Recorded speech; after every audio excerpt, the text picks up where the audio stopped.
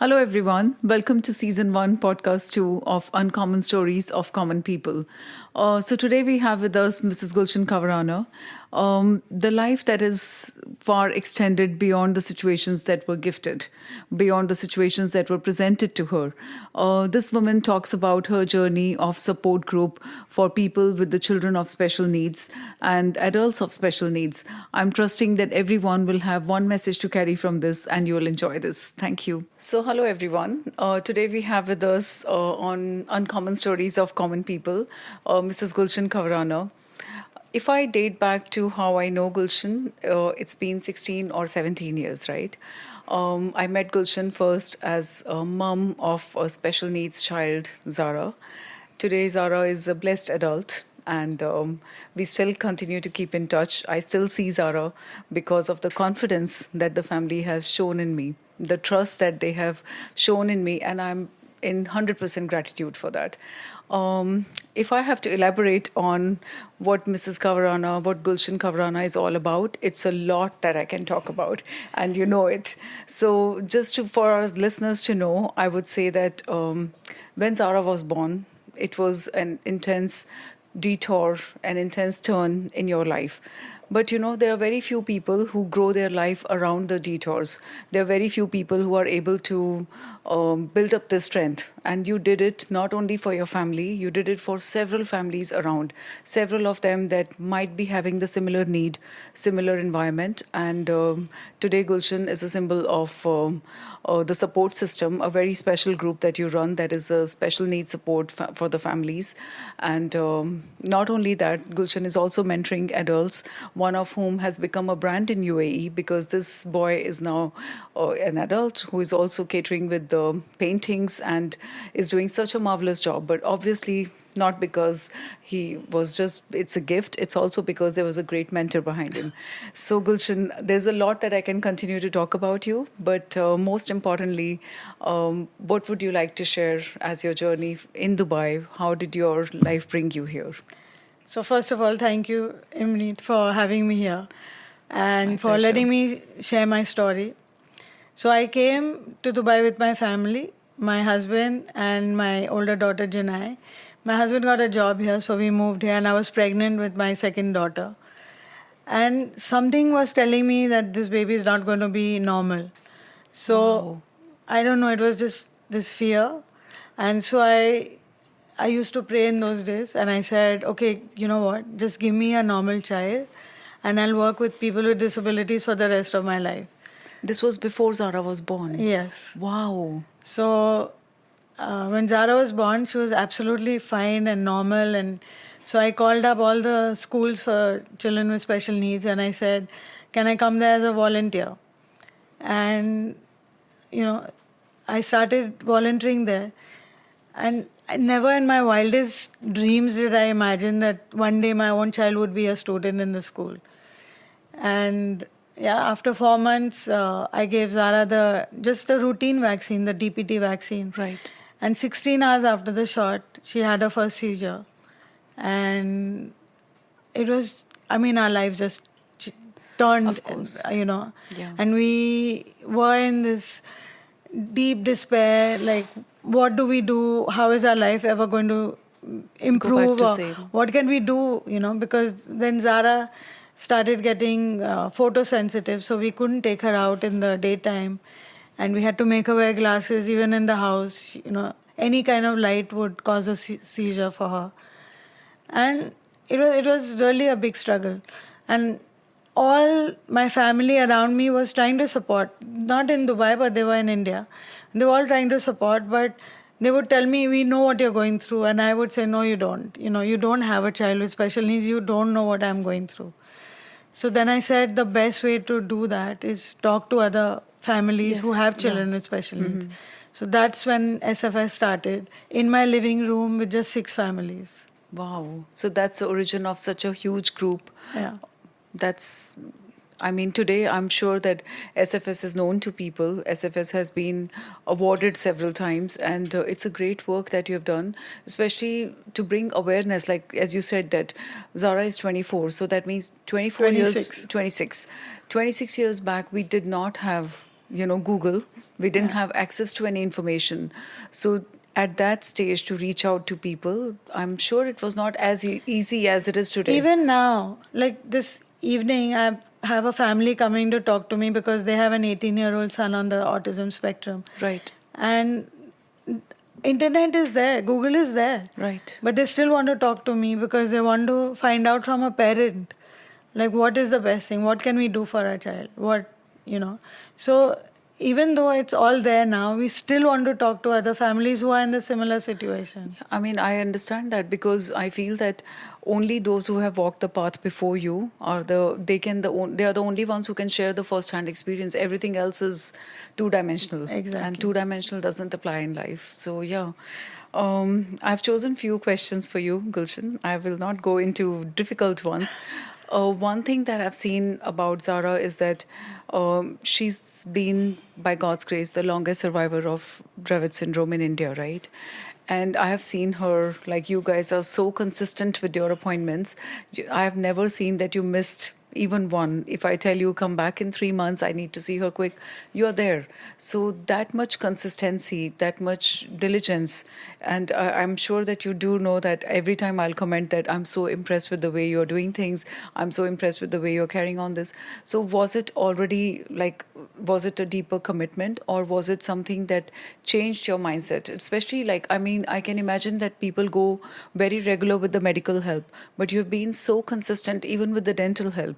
So was it something that you witnessed any time in life, or was it just that you decided that, okay, no? So when about 16, 17 years back, before we saw you, Zara had developed tartar in her teeth. Right. It was very visible. Right. We could see it. So we went to about 5 different dentists in Dubai and in India. And we kept begging them that, can you just remove this tartar? And they said, no, don't worry about this. This will just come out, just brush it properly and. And so we were at a complete loss, we didn't know what to do. And then someone recommended you. I think you all came to Dubai Center for Special Needs. You all used to. That's right, yeah. And that's where I met you. And then, you said, no, this is tartar and it has to be removed. And she also has cavities. Yeah. And it will have to be done under GA. Yes, that's and was giving one time. GA to Zara is not the best because of her seizures. Right. And, we were really heartbroken that we had to put her through all this just because no dentist was willing to give the time. But you did. And, there are not many people like you, honestly. And you made sure that her teeth were back and, her gums were good, in good health. You taught us how to brush her teeth because it is a task. It is difficult. It is a task, yes. And, and ever since that day, we vowed that we would never put her through something like this again. Yeah, I mean, because we witnessed it together, how difficult it was, not only for you, but as a professional, for me to witness her going through GA. And remember, I told you after that, you know what, this is the last time we are seeing her under GA. We are not going to get to this. We will maintain so that we don't have to treat. And you guys that's kept the it up. commitment. That's why we keep going and we keep coming to you. And we haven't found anyone who would want to, you have so much patience with her. She gags. I know that, we have to stop in the middle of treatment like 100 times. And you just say, it's fine, we'll give her more time and we'll just do it. And you give us 2 appointments instead of 1. You charge for 1, but thank you. No, but this is important because I feel that, if we are not empathetic, then what are we doing? Basically, we are losing ourselves. So we need to connect back to where we belong to, each one of us. So that's the only thing. It's nothing big or beyond. It's just basic. I wish all the people in the medical field would feel like that. There are very few people who are so dedicated and are so committed. Very few. Really. Yeah, I wish we will all multiply, and then likewise, like yourself, because some people they have the opportunity, but probably they keep it to themselves. But it's okay. Like, I mean, I feel that the more we share information, the more it will reach out to people. That's the whole purpose of doing these podcasts. That those who are not able to access the books, those who don't have the time or life doesn't permit them the spare times, maybe they can hear our stories, and maybe they will believe more in the goodness. So that is important. If you could be remembered for one thing, what do you think it would be? I would love that people would say that you've been a blessing in my life. I would like to So be sweet. remembered. I try every day. I have a lot on my plate, but if a parent calls me at any given time, I will talk to them. I will help them to go through the 7 stages of grieving. I had a parent calling me yesterday. I all the way from Bardubai till I reached home, which is a 45-minute drive. I was just speaking to her, and she said my son is mildly autistic. So I said, is your son verbal? So she said no. So I said, you have to come to terms with it, Yeah. that he's on the severe side of Yes, if he's autism. not. It's not just mild. And she broke down, she cried, and I let her, because this Yeah. was the first time. She said, do you think I'm still in denial? I said, yeah, you are, and it's fine. We all have been there.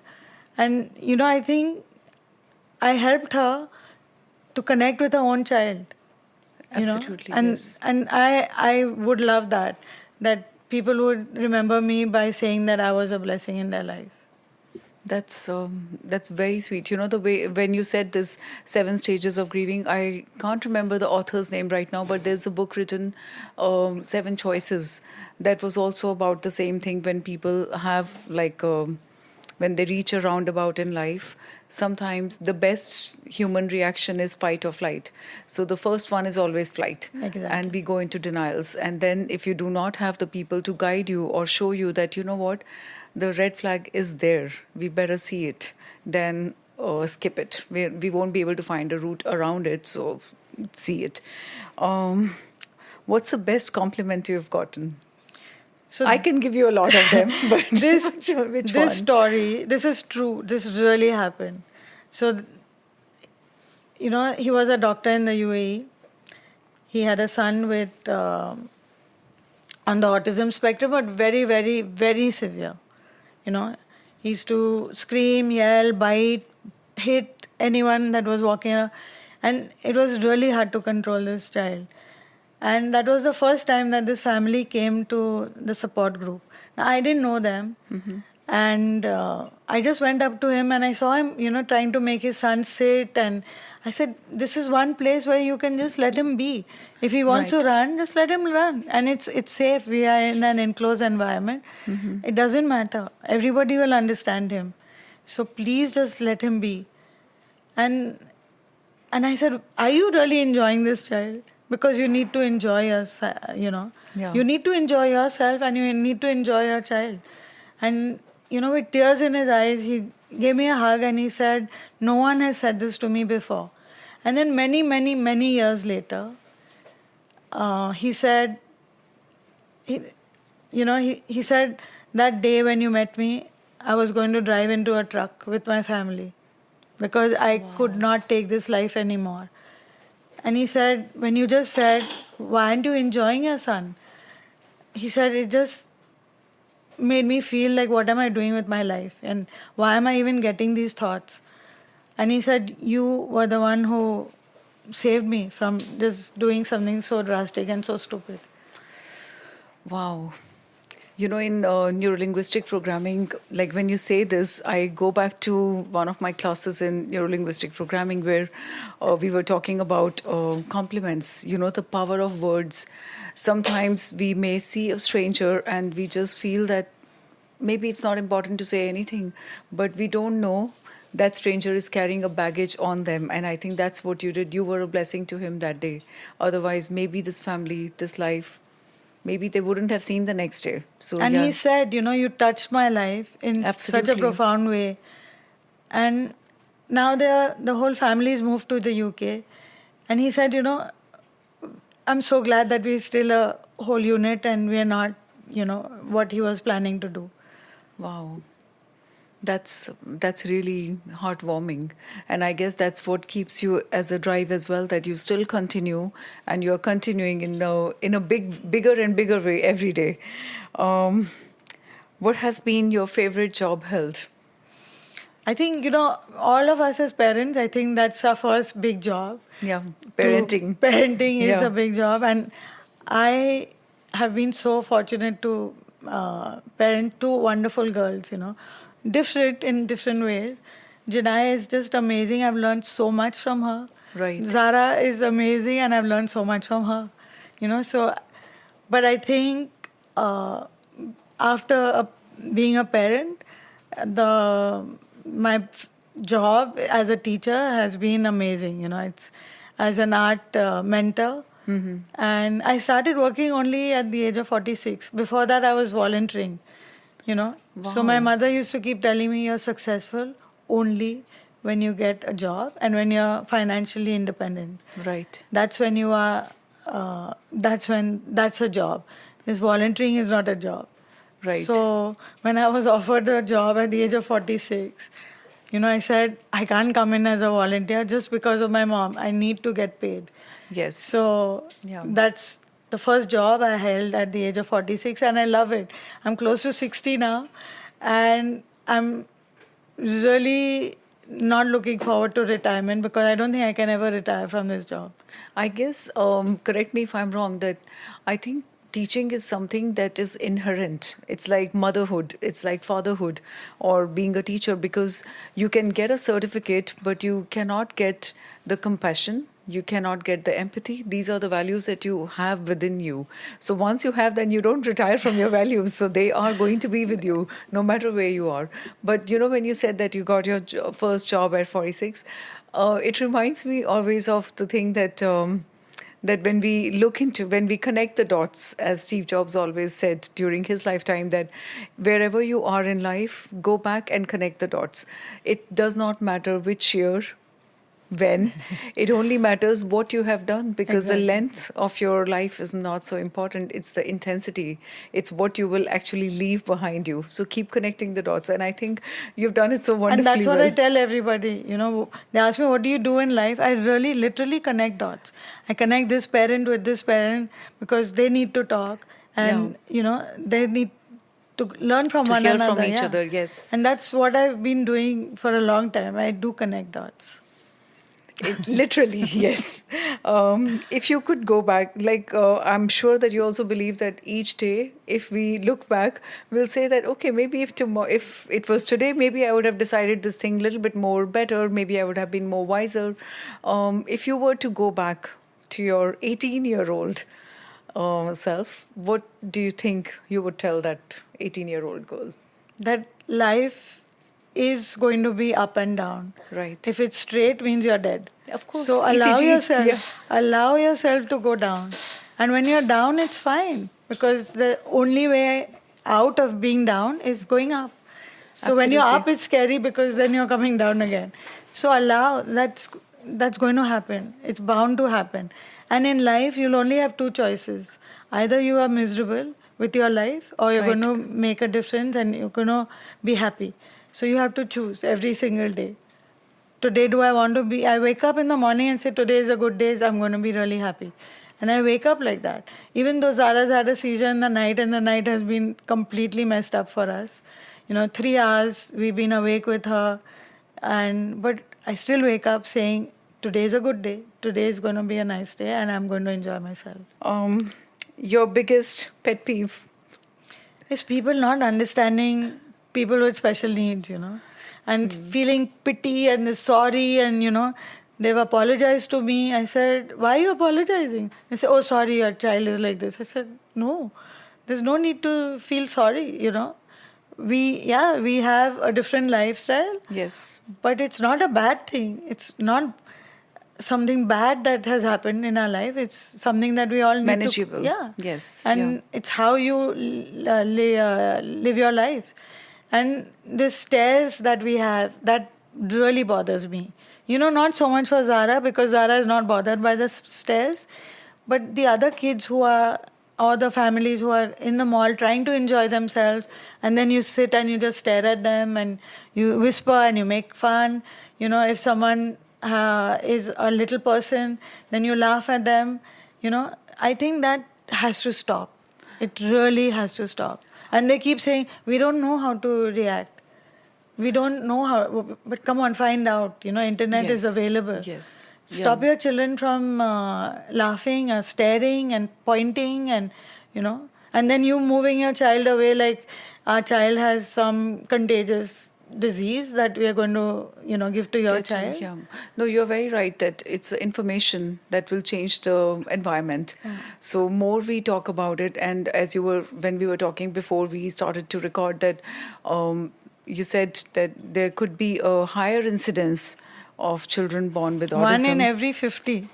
Yeah, so that's really high. That means the knowledge and the information has to be out and about, because it's not only about you and I understanding, it's about everyone around us understanding and accepting. Exactly. And accepting with grace, not with mercy, not with sympathy, because that's not what anybody don't wants. want that. Nobody, yeah, that's very correct.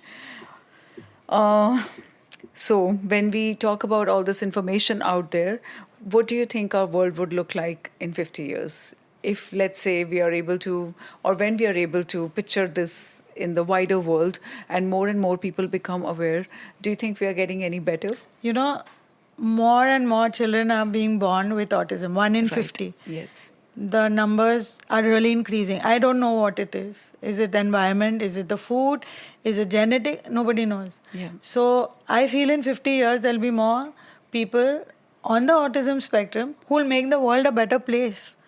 Because they will have so much to teach the people, like Exactly. resilience, patience. Yeah. And unconditional love. Absolutely, And yes. they don't judge. They say what is on their mind. And if every human being becomes and gets these kind of traits in them, I think the world would be a much better place. It's very nice way of putting it. Very beautiful. So, most important lesson that you would like to be known for, or that you have learned? And that's my final question. I think resilience from Zara, that's the biggest lesson I've learned. That no matter what happens, you just stay put. For me, for everybody, and I didn't even know this word resilience. I got to know it only after Zara came in my life. And yeah, I think, just go on. Life goes on. You can't stop. You can't stop. That's right. Very nice talking to you, Gulshan. And it's such a nice message for everyone who is going to listen to this, that we need to grow, we need to stay put, we need to be resilient, and we need to be informative. We need people to accept and not just be sympathetic, rather empathetic. Exactly. So I'm sure our listeners are going to benefit from this. Thank you so much for your time, and thank you so much for sharing your story. Thank you so much again for having me. Thank you. Thank you, everyone, for listening to our podcast and the meaningful conversation with Mrs. Gulshan Kavarana. I'm trusting that the message that she said so strongly about resilience goes with each one of us, and we are able to apply it in our daily lives. Thank you.